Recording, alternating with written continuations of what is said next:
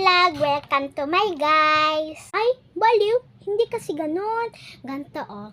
Hi guys! Welcome to my vlog! Ay, ganun pala. Sorry, nakalimutan ko. First time ko lang kasi mag-vlog eh.